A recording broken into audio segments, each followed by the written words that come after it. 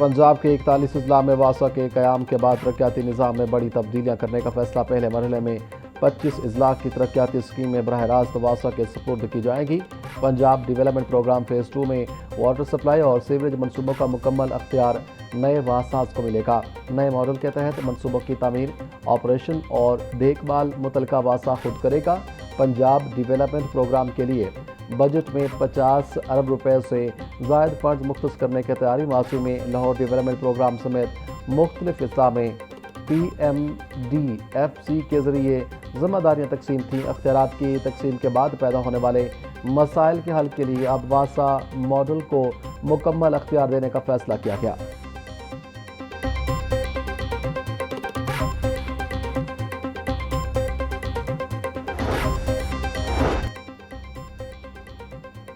Skill nest انسٹی ٹیوٹ of technology کی جانب سے طلباء کے لیے تقریب تقسیم اسناد کا انعقاد۔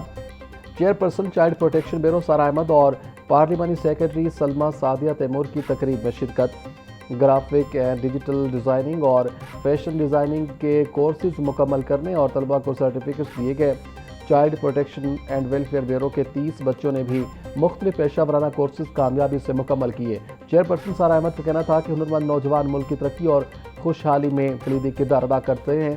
جدید فنی تعلیم نوجوانوں کو باعزت روزگار اور خود کفالت کے مواقع فراہم کرتی ہے۔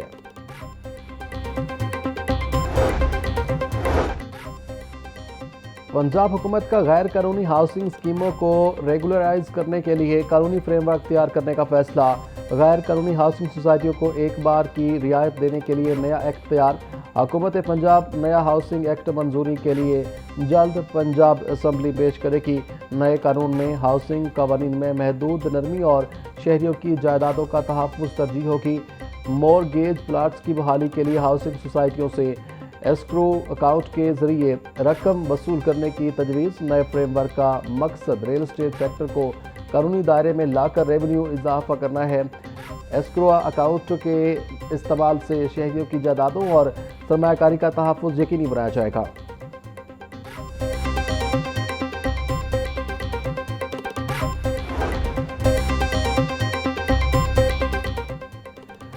شہریوں نے حکومت کی جانب سے پیٹرول کی قیمت میں معمولی کمی کو مسترد کر دیا۔ بولے حکومت نے پیٹرول پر 4 روپے سستا کر کے کون سا ریلیف دے دیا ہے؟ حکومت پیٹرول مہنگا کرے تو 50 سے 100 روپے اضافہ کرتی ہے، جب سستا کرنا ہو تو 2 یا 4 روپے کمی کرتی ہے۔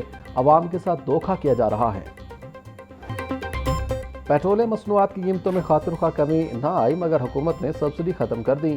پنجاب کے شہری اب ٹکٹ لے کر سپیڈو، میٹرو اور اورنج لائن سروس پر سفر کر سکیں گے۔ پنجاب حکومت نے ٹرانسپورٹ الاؤنس واپس لے لیا۔ آج سے ماس ٹرانزٹ سسٹم میں سفر کرنے والوں کو معمول کے مطابق کرایہ ادا کرنا ہوگا۔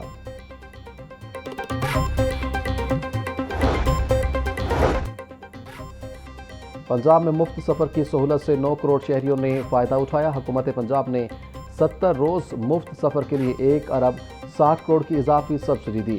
وزیر اعلیٰ پنجاب مریم نواز کہتی ہیں مشکل معاشی حالات میں مفت سفر عوام کا حق سمجھتے ہیں۔ صرف 70 دن میں تقریباً 9 کروڑ افراد کے لیے مفت سفر کی سہولت پنجاب حکومت کا منفرد ریکارڈ ہے۔ مشکل معاشی حالات میں عوام کا بھرپور ساتھ دینے کا عزم غیر متزلزل ہے۔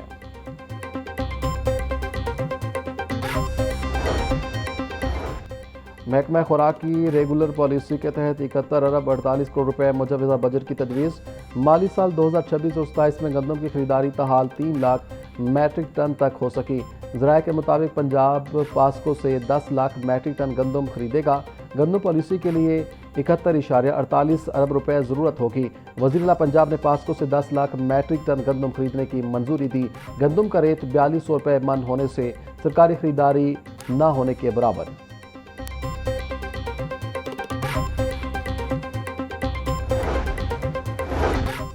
آئندہ مالی سال کے لیے 15,264 ارب روپے کا خطی ٹیکس ہدف مقرر۔ نئے بجٹ میں کھانے پینے اور گھریلو استعمال کی اشیاء پر ٹیکسوں کی بھرمار۔ ریٹیل پیکنگ میں فروخت ہونے والے دودھ اور بچوں کے فارمولا ملک پر بھی ٹیکس لگانے کی سفارش۔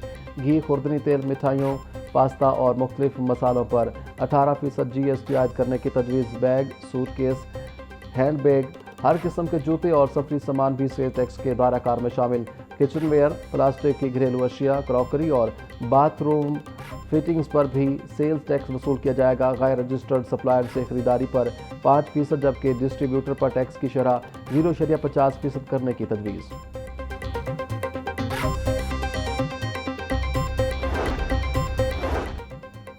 حکومت کا بجٹ میں تنخواہ دار طبقے کے لیے بڑا ریلیف۔ سرکاری ملازمین کی تنخواہوں اور پینشن میں 7% اضافے کی منظوری۔ تنخواہوں میں شامل سال 2025 کے 10 اور 15% ایڈ ہاک ریلیف۔ بنیادی تنخواہوں میں ضم، کم از کم تنخواہ میں 7-10% اضافہ کرنے کی منظوری۔ تنخواہ دار طبقے پر عائد 9% سرچارج مکمل ختم کرنے کا اعلان۔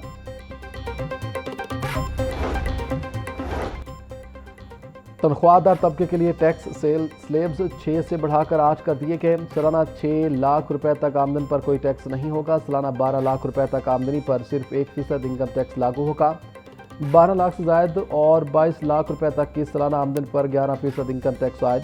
22 لاکھ سے زائد اور 32 لاکھ روپے تک کی سالانہ آمدن پر 20% ٹیکس تجویز۔ 32 لاکھ سے زائد اور 41 لاکھ روپے تک کی سالانہ آمدن پر 25% ٹیکس لگایا جائے گا۔ 41 لاکھ سے زائد اور 56 لاکھ روپے سالانہ آمدن پر انکم ٹیکس کی شرح 29% مقرر۔ 56 لاکھ سے زائد اور 70 لاکھ روپے سالانہ آمدن پر 32% انکم ٹیکس عائد ہوگا۔ سالانہ 70 لاکھ روپے سے زائد آمدن پر 35% انکم ٹیکس عائد کرنے کا فیصلہ۔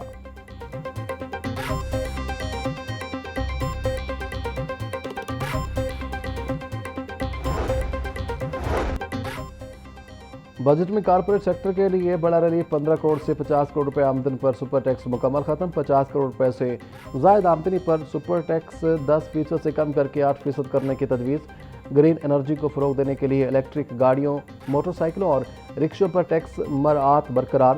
بیرون ملک ڈیبٹ اور کریڈٹ کارڈز کے استعمال پر ٹیکس میں بڑی کمی۔ ریکارڈ کے ذریعے غیر ملکی ٹرانزیکشن پر ٹیکس کی شرح 5% سے کم کر کے محض 0.5% کرنے کی تجویز۔ کینسر اور دیگر ادویات کے 100 سے زائد خام مال پر کسٹم ڈیوٹی مکمل ختم۔ غیر ملکی اثاثے رکھنے پر عائد کیپٹل ویلیو ٹیکس ختم کرنے کی تجویز۔ Free launches, soft where houses, digital برآمدات کے لیے رعایت برقرار رہے گی۔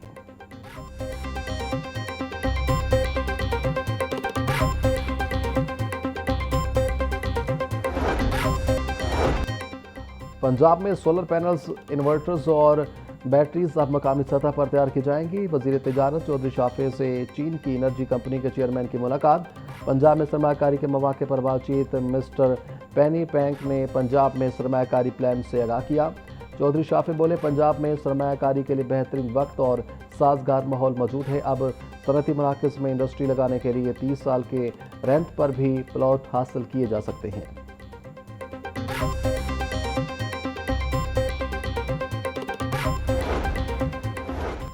لاہور کے سرکاری اسکولوں میں لائبریریز آن ویلز منصوبہ شروع کرنے کا فیصلہ۔ 198 ملین روپے کی لاگت سے جدید موبائل لائبریریز منصوبہ مکمل کیا جائے گا۔ منصوبے کے تحت 85 الیکٹرک گاڑیاں خریدی جائیں گی۔ ہر موبائل لائبریری میں 20 جدید ٹیبلٹس نصب کیے جائیں گے۔ طلبہ کی سہولت کے لیے ہر گاڑی میں بڑی LED اسکرین بھی موجود ہوگی۔